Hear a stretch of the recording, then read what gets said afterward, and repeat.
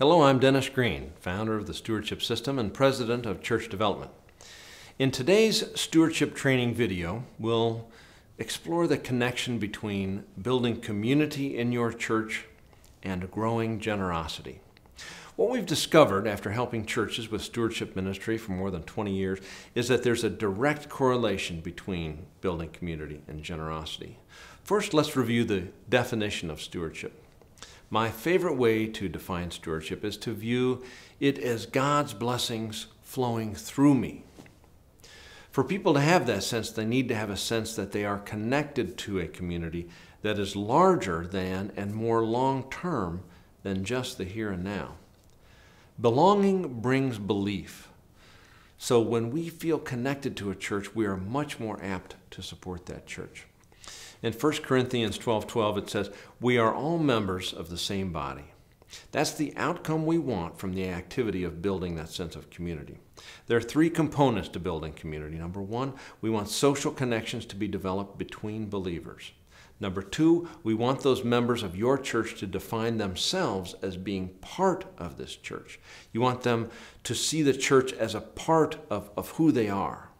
The third component is that we want each of those members to have a sense of feeling connected like family. It's deeper than just having friends. Knowing that the community will be there for them just as I have been there for them. In the research on best practices in stewardship, Charles Zeck discovered that if a church has 4 potluck dinners per year, their giving will be 9% above average. If they have donuts after every worship, giving goes up 6%.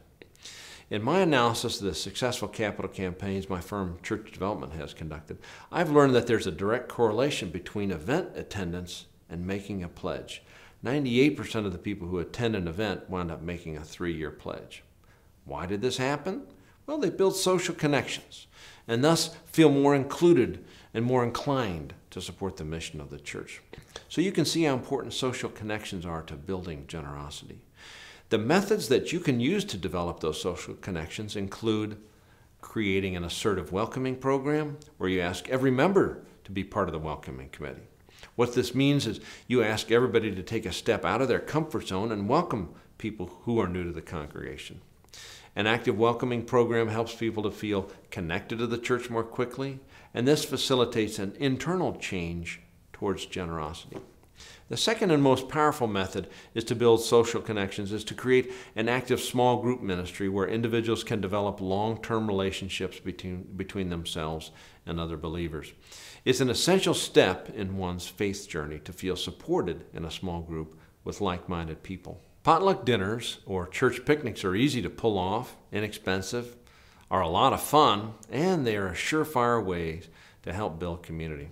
At a recent church picnic, our Stewardship System Coordinator, Matt Shanefield, told me how he shared a meal and played ultimate frisbee with 10 new friends, and that's just one person at an event with nearly 100 in attendance. In a few short hours, multiple new social connections were made. There's no substitute for spending time with people to develop true and lasting community. We recommend that you have at least 4 community building events per year. Coffee and food after worship services is also a proven winner. It's not very expensive, it's easy to organize, and these types of fellowship hours often break even by asking people to throw a buck or two in the basket. They are a great way to facilitate dialogue while people enjoy a cup of coffee or a bagel. These connections have a direct impact on generosity. Additionally, every church ought to have a special event every year, like an auction or a celebration event. A volunteer appreciation lunch or a dinner is very effective. Here are a couple success stories to encourage you.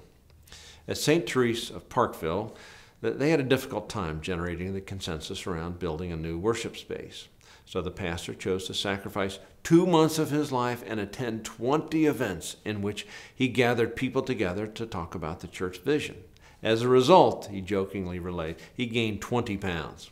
However, he also raised 250% of annual giving in pledges to the capital campaign. It was a smashing success because people came together and enjoyed community while talking about the building plans. Another good success story comes from Village Presbyterian Church. They had experienced a failed capital campaign just a few years earlier. They'd raised $2 million, which under many circumstances, would be a smashing success. However, when you compare it to what happened in their next campaign, you'll see it was not as successful as it could have been. We had the good fortune of having a donor offer to sponsor a series of events at a nearby country club. He decided to foot the bill, knowing that these social activities would have a correlation with generosity. We had more than a dozen events, and hundreds of people attended. It was fun, it was delicious food, great time for fellowship.